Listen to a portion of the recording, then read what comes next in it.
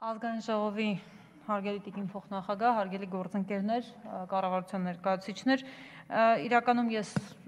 շատ կարճ կխոսեմ, որովհետև իմ հարցադրումներում հիմնականում մտահոգություններս հնչեցրեցի, ես պարզապես ցանկանում եմ Անդոնին մոտենալու իմ հնարավորությունը օգտագործել եւ առաջարկություններս մի փոքր ավելի հստակեցնել, կոնկրետ վերջին հարցադրման հետ կապված, գիտեք, այստեղ եկեք չթերագնահատենք իրականում այն կարգավորումները, որոնք այստեղ նախատեսվում են եւ հատկապես, որ այսպես միանգամից շատ լուրջ ռեժիմ է փոխվում, մեկ դաշտից մեկ այլ դաշտ ենք տեղափոխում, այսինքն այս պայդրությամբ մենք ունենք լիցենզավորման մասին օրենք, ունենք ընդերքի մասին օրենսգիրք, որտեղ հստակ ուրեմն կանոնակարգվում են ընդերք օգտագործման հետ կապված հարաբերությունները, կանխատեսելի իրավական դաշտ կա, որը չափազանց կարևոր է տնտեսավարող սուբյեկտների համար, կանխատեսելի իրավական կարգավորումների առկայությունը։ Դրա համար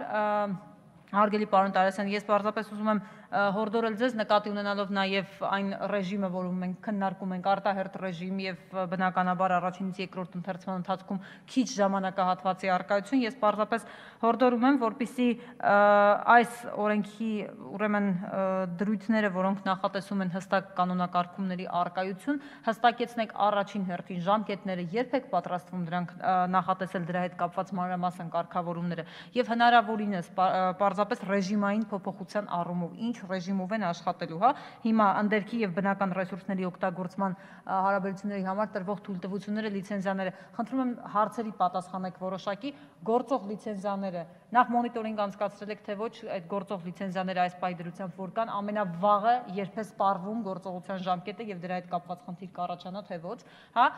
գործող լիցենզիաների հետ կապված, երկարաձգման հետ կապված լիցենզավորման գործընթացի ինչ է տեղի ունենալու եւ նոր լիցենզիաները ինչ կարգով են տրվելու։ Այս երկու հարցի հետ կապված, եթե օրենքում որոշակի այսպես հստակություն մտցվի, կարծում եմ որոշակի անորոշություններ, որոնք առկա են այս հարցի հետ կապված կվերանան։ Ես հորդորում եմ ձեզ առաջինից երկրորդ ընթերցման ռեժիմում անդրադառնալ այս հարցերին, շնորհակալություն, այսքանը։